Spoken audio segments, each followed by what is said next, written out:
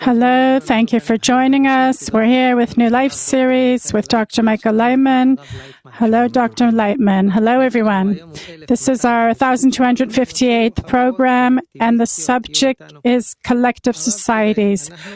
Look, we're in this corona phase, and if we look at how people are, companies that are more collective societies like China, Korea, mainly to do with the behavior of the population compared to Western societies where we're not so sure that collective societies are such a bad thing like we were used to thinking. That's what our discussion will be about today. I want to open with the first question. Why, in general, if we look at the world that we live in, why, in general, but in the East, there's societies that are more collective, and in the West, societies that are more individualistic? Why is the world built like this? This is how the world is built. We can't. It has to do with the root of the soul of every nation, of course. But I see, according to what I see with Russians, I grew up there.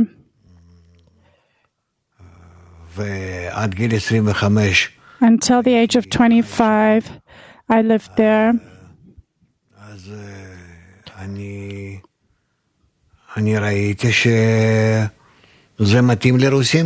I saw that it suited Russians to live in a collective way.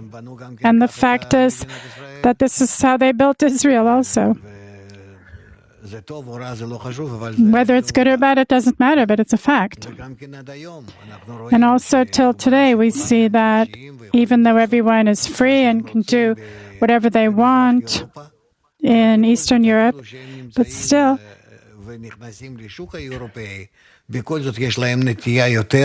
they go into the European market, they behave more collectively. That's their character, the Slovak, Koreans, also Japanese, really, all the Eastern countries, they're all more inclined to connection. And all the Western countries, already many years ago, I would say thousands of years, they have a different character. Each one has its own place. We see it also in the ancient philosophers. The Eastern sages talked more about acting as one body, and in the Western Greece, they talked about individual liberty, etc.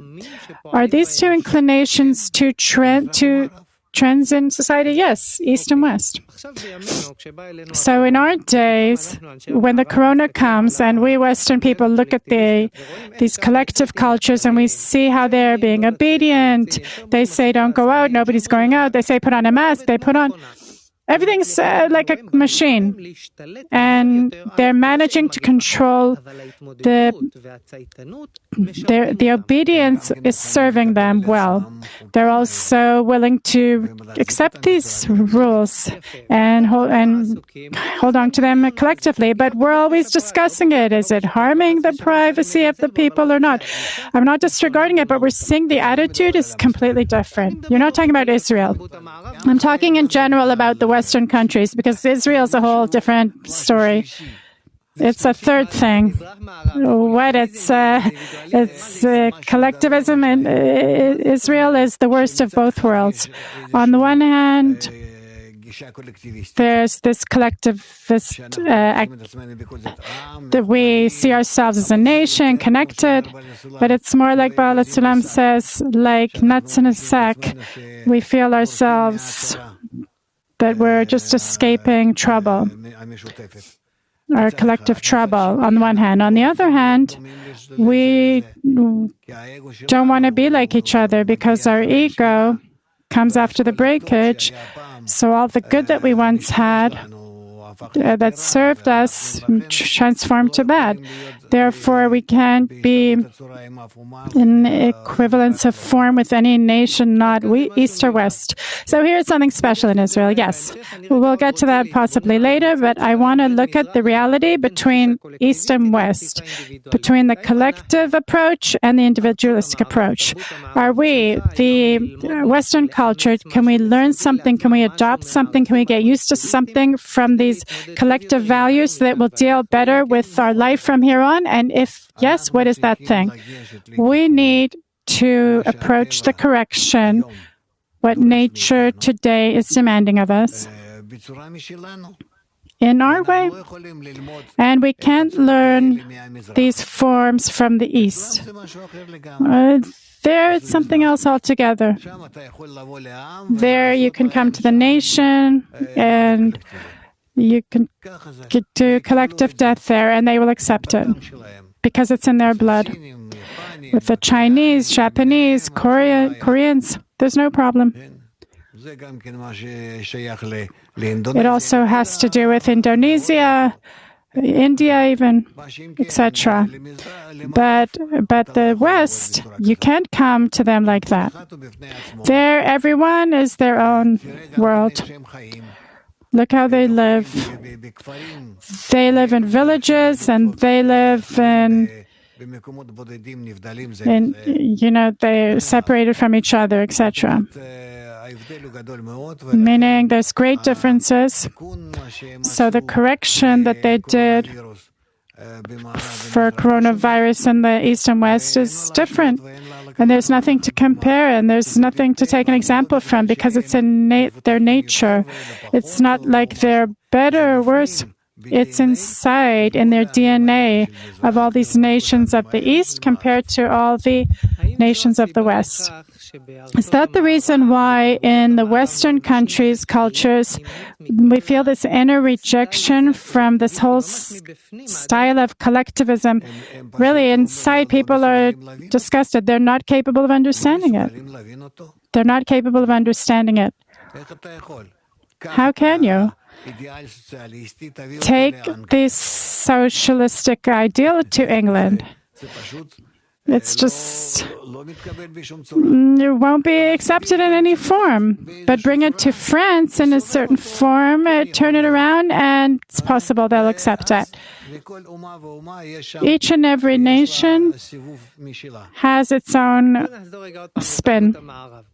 Let's go back to the Western culture. The Western countries, what do they need to add to improve in their relations between the individual and the collective to be better? Because the pandemic has proved that the way they behave, they're not managing to deal with the pandemic. What do we need to add to the Western culture to be more successful? The Western culture is very rational.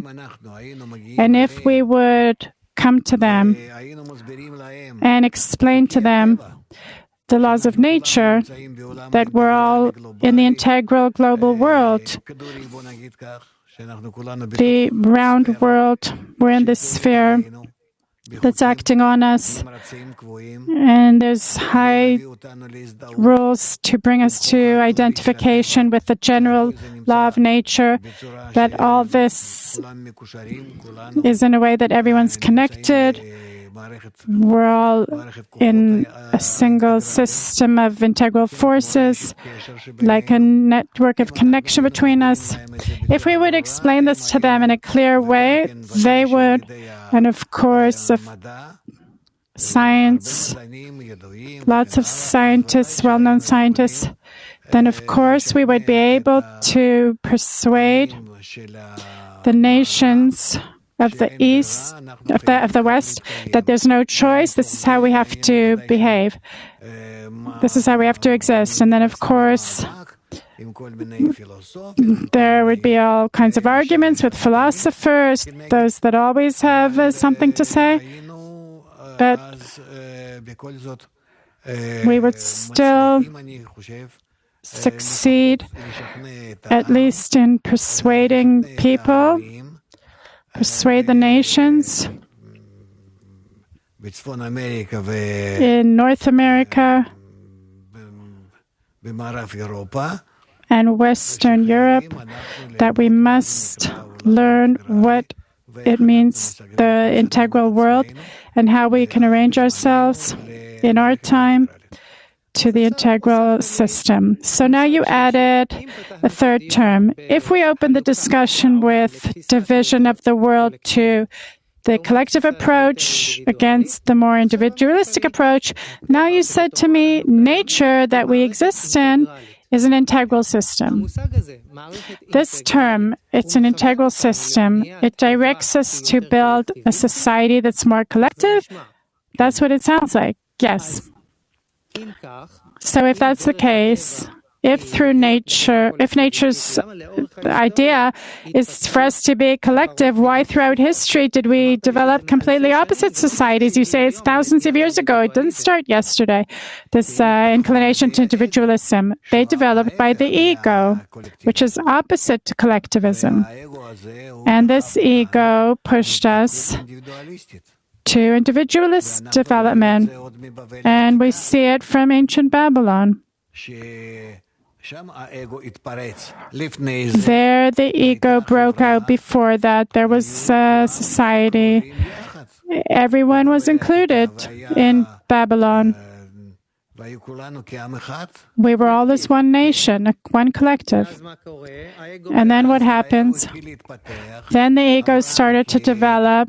Abraham, as one of the Cohens, discovered this and explained it to all the Babylonians, that here we have a special law that we're growing by nature, and nature is developing an ego in us.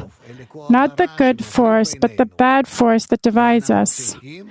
And we have to increase against it a good force so we'll remain in balance.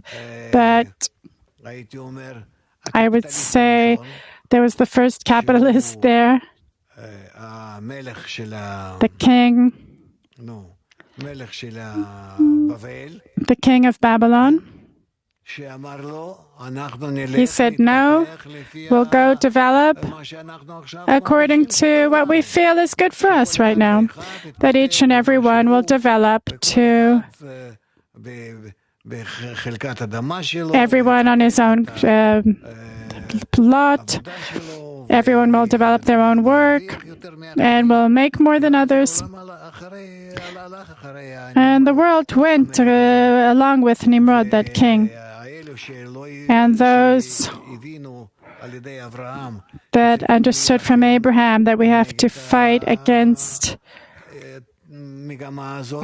this trend, they went with Abraham, and they made a society where everyone helps the other and all crimes are covered by love. And this is how they built a collective society. So if I go back to the situation today, if I see in the West an individualistic approach, it's far from being perfect, of course. How can we add the element, the integral element that you called it? The West, to add the integral element, it's a problem. It's only through education. What has to be added? What has to be added into a Western person that he doesn't understand? He doesn't understand that it's good, that what's good. That's good to be connected together. Like in China, like in a collective that he discussed him, why? It looks horrible to him. You said to me before, we're extreme, that these are, you said if it's a collective death, they'll obey. No, not to that extent, but they have China and Japan and all those countries, they have a collectivism feeling. It's natural. The ego won't develop in them. Let's put it like this. They're not from Babylon. What's happening in the West? In the West and in general, from Babylon, the egoistic idea developed. So the egoistic idea developed naturally, and you're saying it's not enough, we need to add the integral. Yes, they spoke about it, that all the nations developed from Babylon, those went that way, and how they covered part of the earth. So let's advance a bit. Let's leave the collectivist approach, and let's leave the individualistic approach, and let's talk about the third one, the integral approach. It's from the word integration. What do we integrate? Between individualistic people, where everyone has a huge ego? Yes. So what connects them? What causes this integration? The integration comes from each and every one being different from the other, but each and every one understanding that he has to rise above his nature and connect with others. Why? For the sake of the future. For the sake of the good future. Because this is the law of nature. That this is how we'll connect. Let's define what's the law of nature exactly. That the individuals must leave their privacy for the sake of the society. That sounds horrible. No. That if I feel the good of the society and the good of the individual, then of course the good of the society is more important than the good of the individual. Why? Because it matches the general law of reality. That we all exist in one reality, in one network. Therefore, the collective is always more important than the individual. How much it sounds opposite to what we say in the West. In business, there's a term called win-win, where both sides profit. They say, if you do business where there's win-win, it will happen because both of us profit. Is there really a conflict between the individual and society, or we can create a situation where it's win-win, that the society benefits from and each individual benefits from? Of course we can. What is it dependent on? It's dependent on the general attitude of reality, that we're always in a dynamic reality, changing reality. The world is growing, developing, and the conditions are changing in which we exist. Therefore, we've reached throughout history, meaning the forces activating on reality, on society, that are changing more and more. And they have brought us to a situation where today, in order to match ourselves to the forces that are developing us, we need to be connected. Connected. Does it lean on the same integration term you said before? Yes, it's above our individualism. We have to leave what's good for the individual and prefer what's good for the whole. Now I'm getting a picture of two huge buildings. I used to work in the Israeli buildings when there were two of them. They were almost to the sky. It seems in the West, every person has an ego up to the sky. Now, when you say the forces of nature are operating on us and advancing us to more developed situations, and you're talking about integration, how do you take two individuals with ego up to the sky and create integration? What's the bridge? Where's the glue? You're not expecting them to all of a sudden their ego to disappear and they'll become zero. I'm assuming that's not what you're talking about. Precisely by the ego, they will be able to connect. What is this glue? What is the force to create the correct integration between individuals when their ego is so high?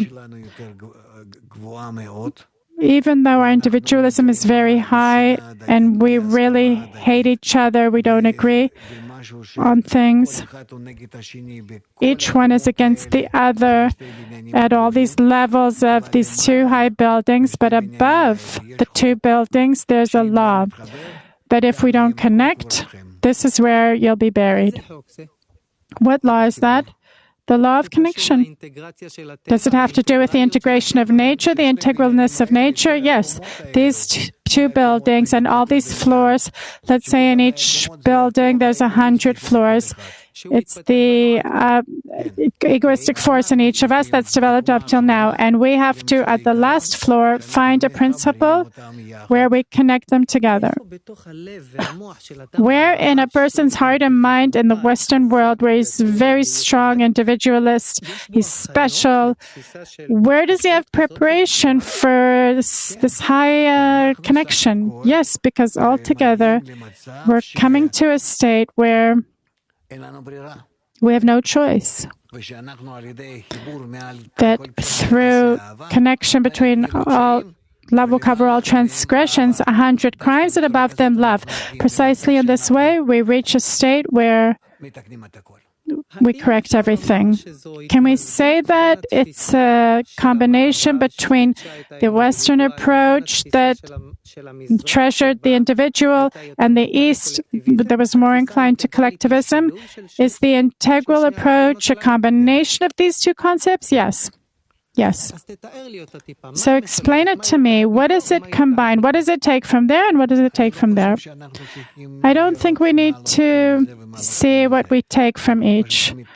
We simply need to rise above the ego of each of us, because also in the Eastern way, we have an ego that works.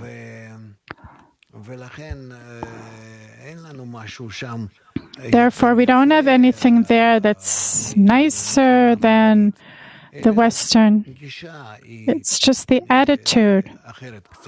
The attitude is slightly different according to the root of the soul between East and West, nothing more. So actually, there's nobody in the Western world that can look at the Eastern and try to learn something from there. He has to develop something new in himself, of course, completely something of his own. The opposite, not learn from one another, because you can't change the root of your soul. Okay, I get it. That's good. Everyone has his own, and he has to develop himself to the next level. That's what you said. So a person in the West who until now lived with the thought of, privacy, when he thinks about a society, integral society, what will happen to his freedom? What will happen? It's a new implementation of freedom. I'm really curious. How will it be implemented? The fact that I realize myself in connection with others by connecting together with them and buying forces from them and giving them my forces, together we're advancing to a single goal. And then the individualism of each and every one isn't erased. The opposite. It becomes more pronounced. It stands out. It's more special because we're using the forces of society.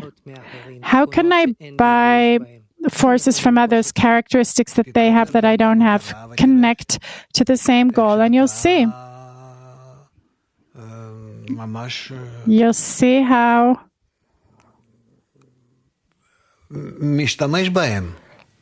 you can use them. You're using them to reach connection. You're using them to see your flaws that come to you, that are being awakened in you, to reach connection.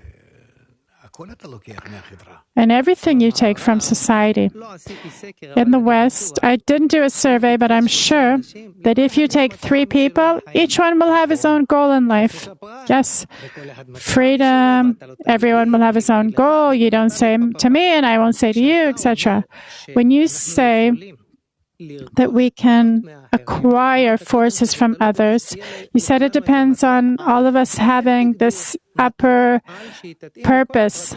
How can we create this upper purpose that will suit all the Western people in the West? How can we have this general roof? One goal, purpose can be truly one for everyone together, is to reach the law of nature, the principle of nature, to a state where we understand and feel humanity and the world that we live in as one. That's something that covers all our lacking in knowledge, understanding, feeling, consciousness, everything. Suddenly we discover before us a world that's round, new, amazing. The balancing of good and bad forces, and the world is perfect. First step, it can be even in our thoughts. For the individual in the West to advance toward this amazing place. Give me one thought. The West is a very special thing.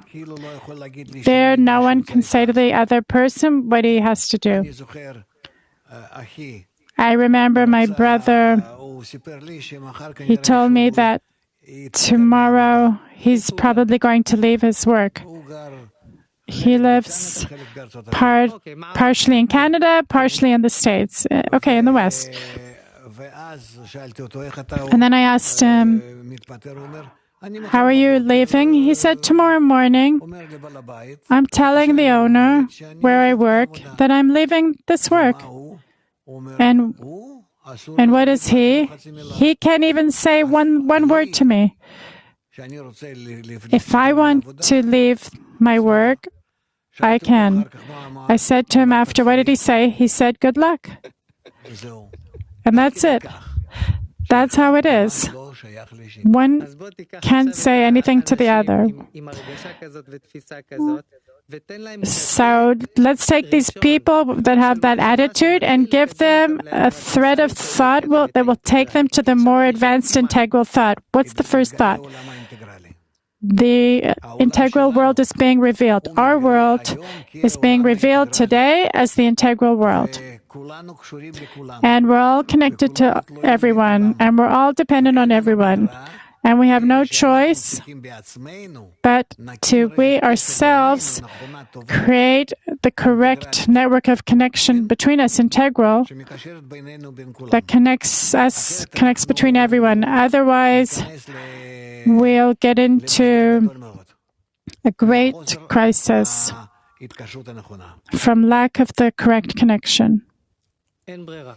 There's no choice. And we need to explain this to everyone. They may not accept it in the East and West right away because it doesn't exactly suit the East either. Rav Leitman, we would be happy to speak, but the time was up a few minutes ago. Thank you very much. In the meantime, good luck to you. Thank you for being with us. New Life Series, Learning to Live Well. All the best.